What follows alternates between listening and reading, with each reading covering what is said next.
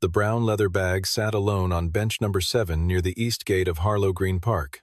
No name tag, no address, nothing but a small gold clasp, and the faint smell of expensive perfume carried on the late afternoon wind. Isaac Ward picked it up with the rough, calloused hands of a man who had spent 4 years maintaining things other people walked past without noticing. He had no intention of keeping it. He had no intention of opening it. He only wanted to find the right person and hand it back.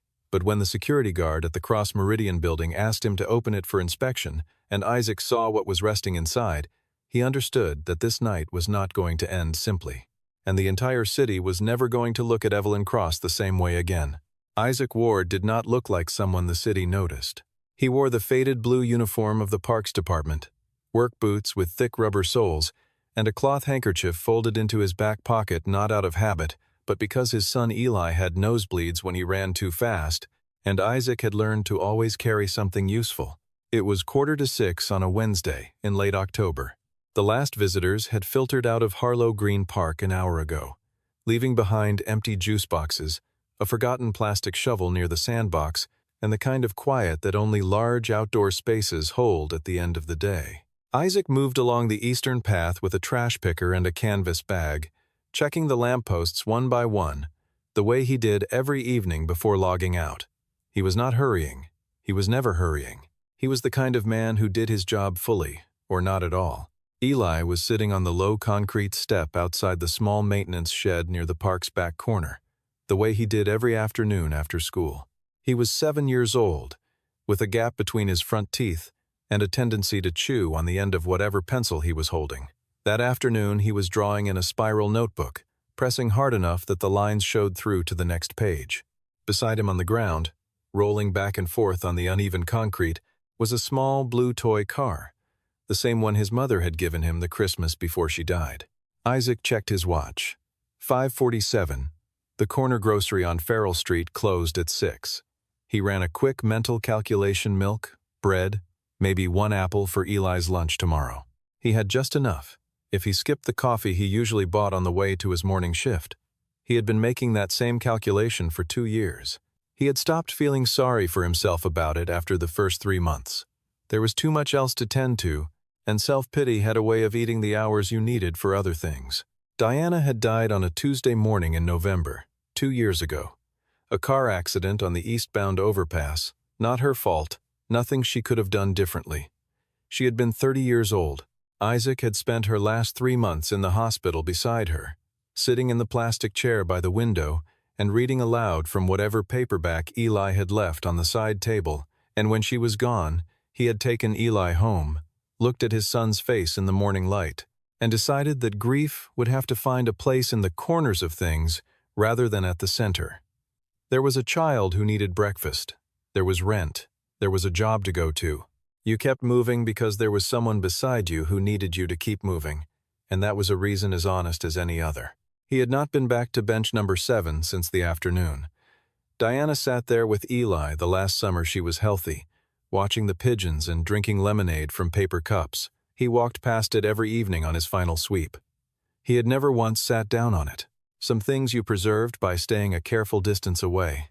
That evening, on his final loop before clocking out, Isaac saw the bag. It was sitting upright on the wooden slats of bench number 7, positioned neatly as though someone had set it down intending to return in a moment. A cognac-brown leather tote, the kind made by people who understood that real quality does not need to announce itself. A small brass tag was threaded through the handle, no bigger than a business card. Isaac read the name, E. Cross, Cross Meridian Foundation. Below the name, a phone number. He picked it up. It was heavier than it looked. Eli appeared at his elbow. "What is that, Dad?" "Someone left it," Isaac said. "Is there money in it?" "It's not ours," Isaac said simply. "So we don't count it." He carried the bag to the maintenance shed, logged it in the property record book with the date, time, and location, then tried the number on the brass tag. It rang twice and connected to a recorded voicemail. He hung up. He found the Cross Meridian Foundation main number on a posted community notice pinned to the shed bulletin board. The foundation had donated the new water fountain near the park's west entrance and called the general line. A receptionist answered, took down his name, and the description of the item, and told him, in a tone that made clear she was doing him a favor by staying on the line, that someone from the office would follow up in the morning and that he should bring the bag in person to confirm his identity. Isaac thanked her. He wrote down the address. He hung up. Eli had already fallen asleep, curled on the old love seat in the corner of the shed by the time Isaac finished the paperwork. The blue car was tucked under Eli's arm. Isaac sat for a while in the quiet and looked at the leather bag locked in the cabinet across the room. That night, the main shed phone rang twice before midnight. Both times, the caller left no message. The Cross Meridian building stood at the corner of Wentworth Avenue and 53rd Street. 40 stories of glass and steel that reflected the sky in a way that made it look permanent, immovable, as though the city had been built around it rather than the other way around. Isaac arrived the following morning in his one non-uniform outfit, a plain white button-down shirt, black trousers with a faint crease at the knee, the leather shoes he saved for court dates and school events. He had Eli with him because the morning sitter had canceled, and there was no one else. The lobby was exactly the kind of space designed to make most people feel small. White marble floors that picked up every footstep. 2 security guards in dark uniforms, standing with their hands clasped in front of them at angles that looked practiced. A reception desk made of a single slab of pale stone. Eli reached out and touched one of the polished columns near the entrance, then pulled his hand back when the surface felt cold. The receptionist asked Isaac his name 3 times, each repetition slightly slower, as though she was testing whether he would eventually change his answer. Then she directed him to a row of chairs near the far wall, a single armless guest chair beside the lobby's recycling station, separated from the main seating area by nothing except an unspoken agreement about where people like him were supposed to wait. Isaac sat down. Eli sat beside him. Eli began drawing on a piece of folded paper he kept in his jacket pocket. A man appeared from the elevator bank before Evelyn Cross did. He was perhaps 44 years old, with hair combed flat and a Patek Philippe on his left wrist that caught the light every time he moved. His suit was dark charcoal and fit him the way expensive suits fit people who had been wearing them their entire adult lives. He moved across the lobby with the easy authority of someone who did not need to look where he was going because people always moved out of his way first. His name, Isaac would learn, was Jason Holt. He held the title of Chief Financial Officer at Cross Meridian Foundation. Jason stopped in front of Isaac and looked at the leather bag, then looked at Isaac. "Thank you for coming in," he said. The warmth in his voice was correct and precise, the way warmth is when it is being performed rather than felt. "I'm the CFO. Miss Cross is occupied with back-to-back meetings this morning. I'm authorized to take receipt of her personal property." He extended his right hand. Isaac looked at the outstretched hand. He did not stand up. He said, politely and without apology, that the name on the bag was Evelyn Cross, and that he had come in to return it to her directly. He was happy to wait. Jason's smile stayed in place, but something shifted behind his eyes. "You're a City Parks employee?" "I am," Isaac said. "And you understand where you are?" "Yes," Isaac said. The elevator opened again. Evelyn Cross crossed the lobby in a navy-wrap dress and low heels, moving the way people move when their time is the most expensive thing in the room. She was 35 years old, with dark hair and the posture of someone who had grown up being told to stand straight. She looked at the bag in Isaac's hands, and then at Isaac himself, and her expression gave away nothing at all. Isaac stood and handed her the bag. She took it. She said, "Thank you." 2 words, her eyes already moving toward the day waiting for her, and she turned toward the elevator. In the moment the bag exchanged hands, the inner zipper pocket caught on Isaac's thumb and pulled open slightly. A folded paper slipped out and fell to the marble floor. Isaac picked it up and turned to hand it back. But the elevator doors had already closed. Jason Holt held out his palm. Isaac placed the paper in it. Jason folded it once and slipped it into his jacket pocket without looking at it. But Isaac had already seen the first 3 words printed at the top of the page. In the half-second, the paper lay unfolded in his hand. 3 words, bold typeface, all capitals, confidential, board audit. Eli pulled on his sleeve. "Can we go? I'm hungry." "Yeah," Isaac said. "Let's go." On the crosstown bus, with Eli asleep against his shoulder, Isaac stared at the window and said nothing for a long time. He was not thinking about the 3 words printed at the top of that page. He was trying not to think about them. The truth was, the night before, when he had set the bag in the property cabinet, the inner zipper had already been partially open from the weight shifting during transport. He had not intended to look inside. He had reached in to secure the zipper, and in doing so had seen the contents spread slightly against the interior lining. There was a leather wallet, a secondary cell phone with a cracked screen, a sealed envelope, and a thin blue folder, not fully closed, the top page visible. He had not read the document. He had not touched it. But the page had been open, and the text was right in front of him, and human eyes are not cameras with shutters. They simply receive what is placed before them. A single line of figures. A number. $47,200,000. And beside it, in handwritten red ink, unauthorized transfer. Jason Holt, authorization. He had closed the zipper and locked the cabinet. He had told himself it was not his business. He was a parks employee. He had a son. He had managed to keep a steady job and a paid rent and a child who still smiled, and he was not going to throw that into traffic over something he had seen by accident. But on that bus, he thought about the Cross Meridian Children's Health Initiative logo he had seen every single day for 3 years laminated and taped to the wall of the pediatric ward at St. Albans Medical Center. He remembered the morning a nurse had pulled him aside and told him, quietly, that an anonymous grant from the Cross Meridian Foundation had covered the gap in Diana's final billing cycle. He had never known who made that decision or why. He had only been grateful in the way that people are grateful when they have nothing left to offer in return. $47 million. From a children's health fund.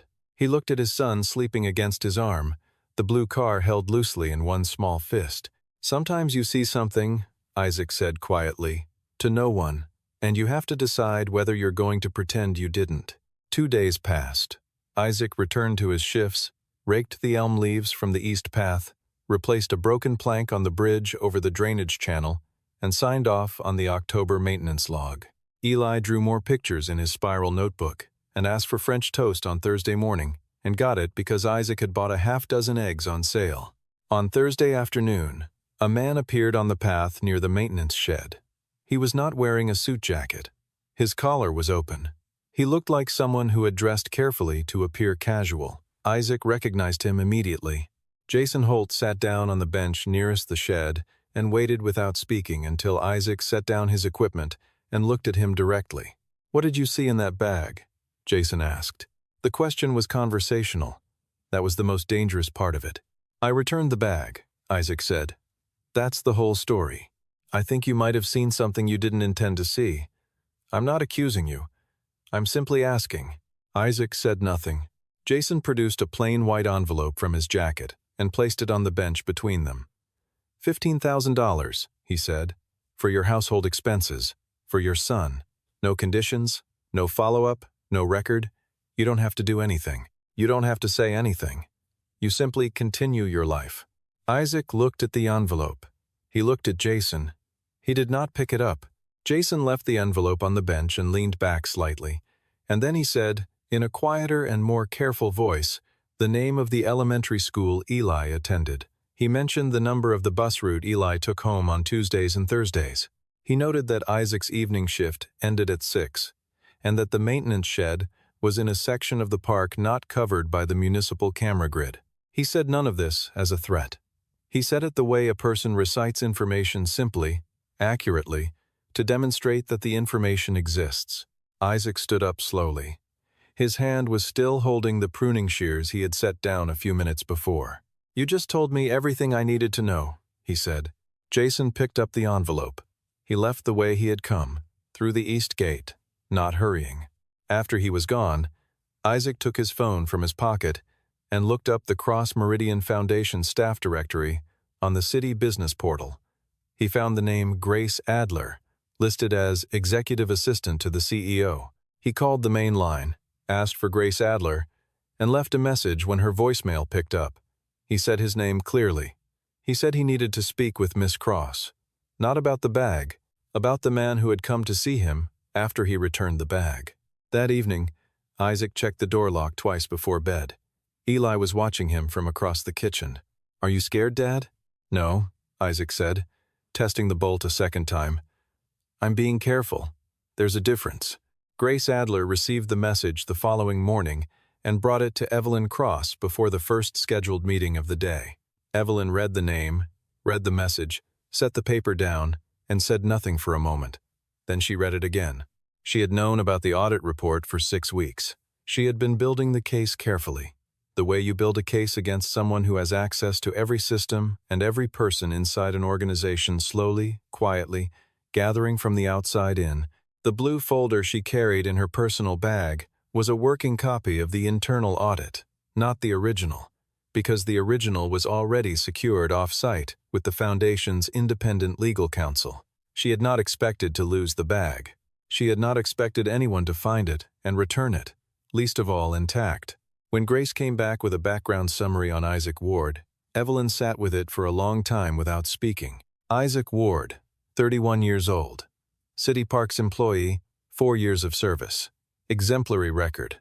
Widower wife Diana Ward, deceased 2 years prior.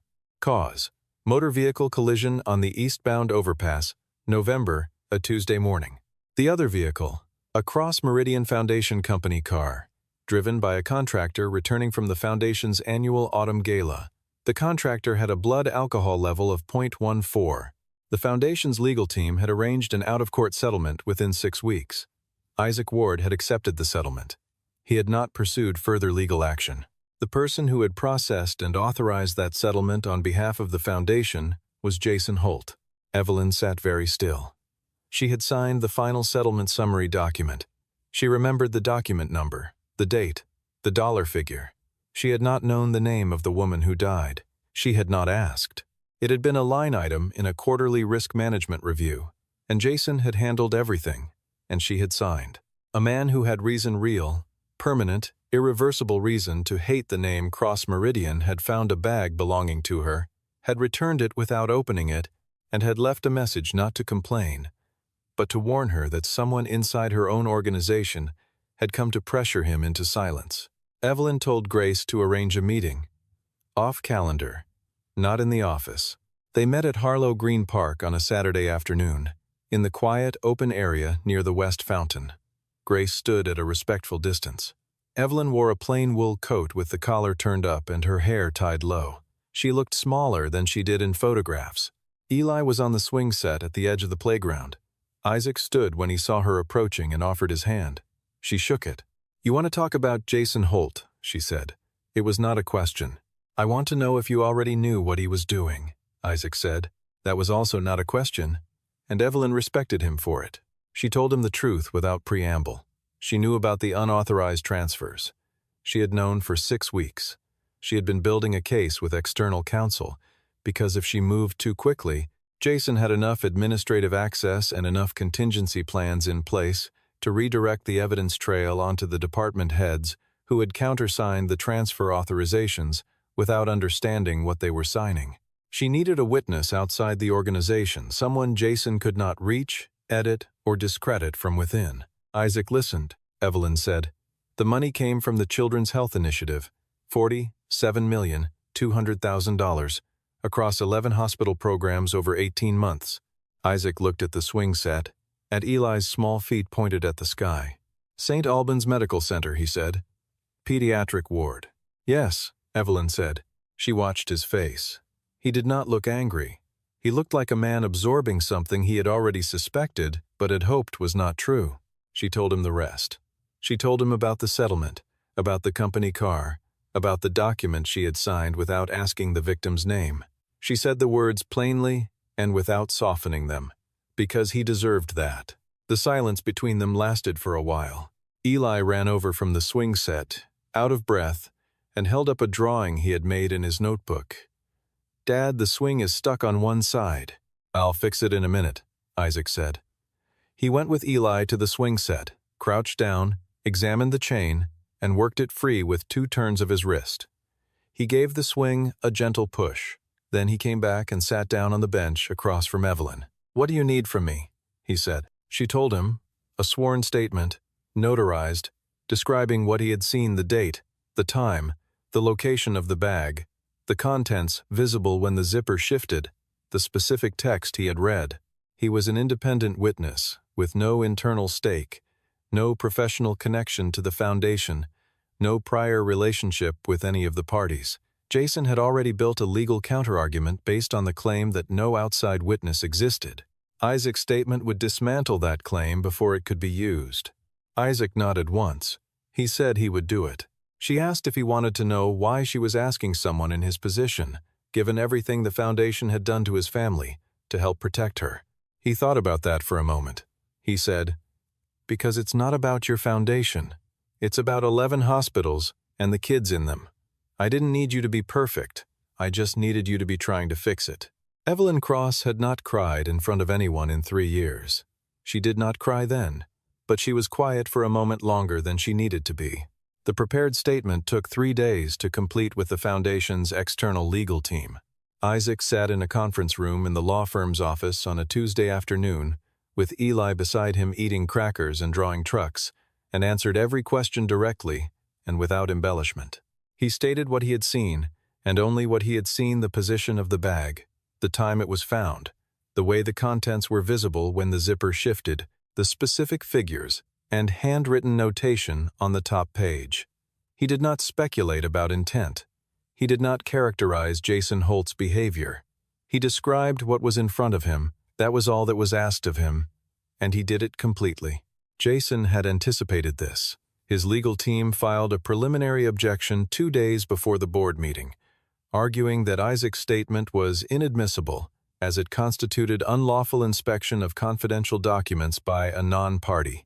The argument was detailed and well-constructed and would have created real procedural difficulty if it had been the only challenge facing Jason Holt that morning.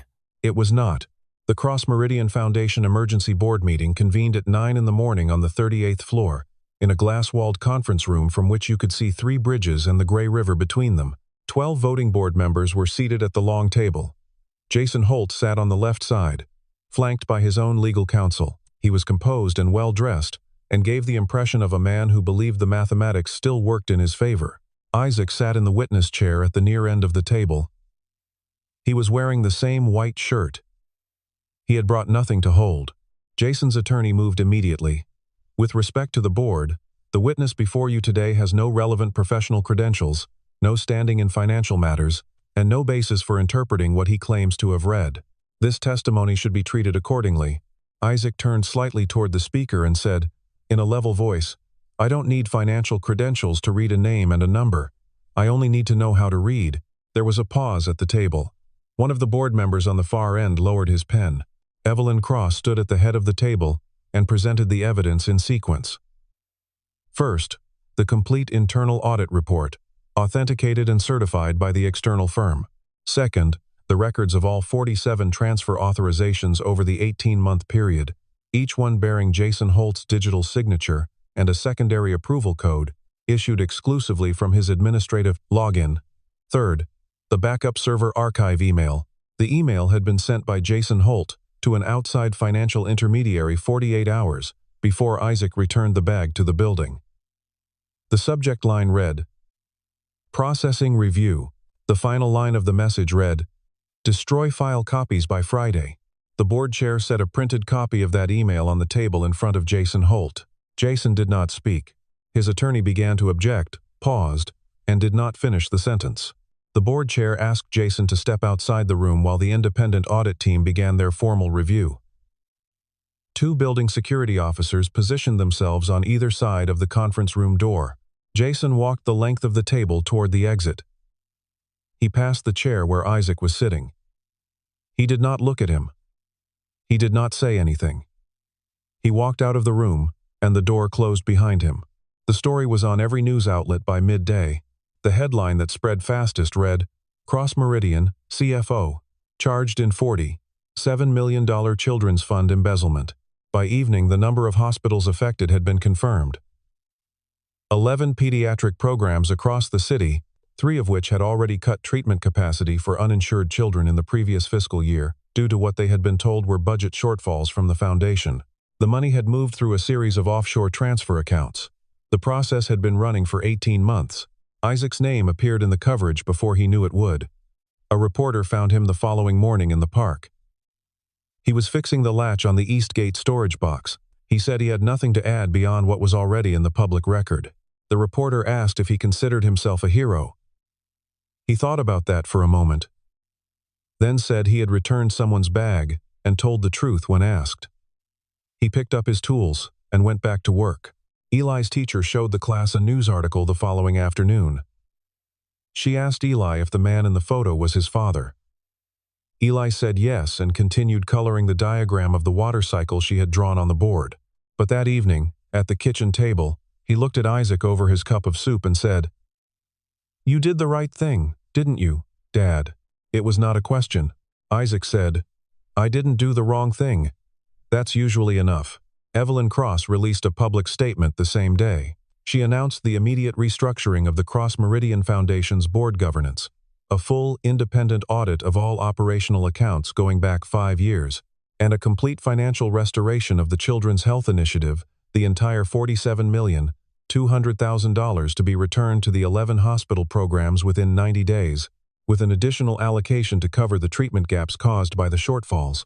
Among the 11 programs listed for restoration was the Family Support Fund at St. Albans Medical Center, from which $3,200,000 had been redirected under Jason Holt's authorizations. It was the same program that had quietly covered part of Diana Ward's final billing. 1 week after the board meeting, Evelyn Cross came to the park again. Grace Adler was not with her. She wore a plain gray coat and walked in through the east gate at 4 in the afternoon, when the light was low and golden and the elm trees were almost bare. Isaac was repainting the number above the bench near the east path, bench number 7, with a small brush and a can of white trim paint. He heard her footsteps and turned, then nodded once and went back to the number. He finished the last stroke before he set the brush down. She waited. She had learned, in the past week, something she had not expected to learn about Isaac Ward. That he gave people time to say what they actually meant, rather than filling the silence for them. "I signed a document 2 years ago," she said. "It was a settlement summary. The file came to me through Jason's office. The victim's name was listed by initials only." She paused. "I didn't ask for the full name. I had 8 items on my agenda that morning, and I signed it and moved to the next one." Isaac set his brush across the rim of the paint can. "When your assistant sent me your file," she continued, "I read the accident report for the first time, all of it." Her voice was steady, but it was working to be. "I did not know there was a child. I did not know you were still in the city. I did not know any of the specifics I should have known before I signed my name to a document that was supposed to close a chapter for your family." Isaac was quiet. "I don't know how to adequately apologize for something that can't be undone," she said. "I know that what I'm saying right now doesn't restore anything. I'm saying it because you deserve to hear it, not because it does anything useful." He looked at her for a moment. He said, "I returned that bag before I knew any of this, before I knew whose foundation it was, before I knew about the accident, before any of it. I returned it because it wasn't mine." He picked the brush up again and turned it slowly in his fingers. "I'm not telling you that so you'll feel better. I'm telling you so you understand why I'm standing here talking to you instead of walking away. It was never about a debt." From across the playground, Eli came running with his notebook pressed flat against his chest, slightly out of breath. He stopped in front of Evelyn and held the notebook out to her. On the open page was a drawing in blue and orange crayon, a tree, a small house, 3 people standing in a yard. "That's our park," Eli said. Evelyn took the notebook and looked at the drawing for a long time. Her hands did not move. She gave the notebook back to Eli. And then she asked Isaac the question she had come to ask. She said she wanted to know what he needed, not for himself. She clarified immediately.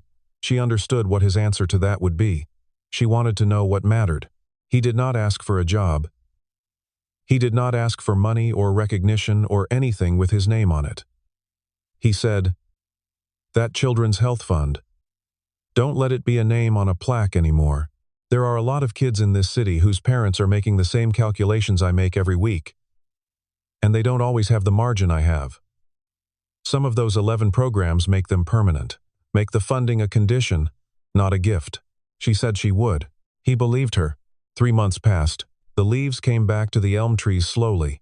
a faint green at the edges of the branches by early March, the kind of green that looks tentative at first and then suddenly, between one Tuesday and the next, is simply there. Isaac Ward was still at Harlow Green Park. His uniform was still faded at the left shoulder seam. His boots were still the same pair he had bought 2 years ago at the workwear discount store on Mallory Street. In February, he had been made shift supervisor for the Eastern Maintenance Zone, not as a reward for anything that had happened in the fall, but because he had done the job well and the previous supervisor had retired. It was a small increase in pay. He used it to open a savings account for Eli.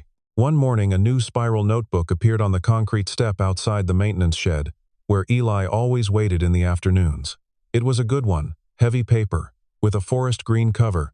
On the inside of the front cover, someone had written in small, precise handwriting, "For the kid who draws the park." There was no signature. Eli did not know who had left it. He accepted it without much ceremony, opened it to the first page, and began drawing the duck pond near the south entrance.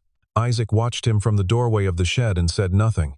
That evening, near the end of his shift, Isaac sat down on bench number 7. The white paint on the number above the backrest was clean and bright, still visible even in the low late afternoon light. The bench was empty except for him. Eli sat beside him, rolling the blue car back and forth on the weathered wood, making a small low sound with the engine the way he always did. "Dad," Eli said, after a while. "Yeah. Why did you pick up that bag?" Isaac thought for a moment. He watched the last of the evening walkers move along the far path. A couple with a dog. An older man in a red hat. Because it didn't belong there without someone. Eli considered this. "That's the whole reason?" "That's the whole reason." The lamps along the east path blinked on one by one as the sky dimmed the new LED fixtures Isaac had helped install the previous spring, replacing the old sodium bulbs that used to flicker in cold weather. They came on cleanly, without hesitation, the way good work behaves when it is done right and then left to do its job. Isaac leaned back on the bench and let the light settle around them. Eli rested the blue car flat on the wood and looked up at the first lamp as it came on, then at the second, then at the third. There is nothing grand about the right thing when you are standing inside it. No music, no crowd, nothing that announces itself. There is only the moment when you see something that does not belong, and you decide what kind of person you are going to be about it. And then you act accordingly, and then you go home and make French toast and check the door bolt and watch your son sleep. Isaac Ward had found a bag on a bench. He had returned it to the right person. He had told the truth when it cost him something to tell it. He had not asked for anything in return, because the return was never the point. And in a city where $47 million had been quietly disappearing from the children who needed it most, one man in a faded blue uniform had simply refused to look the other way. Not because he was exceptional, not because he was brave in the way stories usually require, because the bag was not his. And that, in the end, was the whole reason.